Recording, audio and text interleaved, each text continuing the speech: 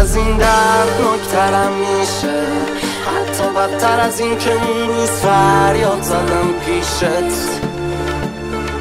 شدی تو سربارم همیشه، من خواستم با تو فرق دارم از ریشه.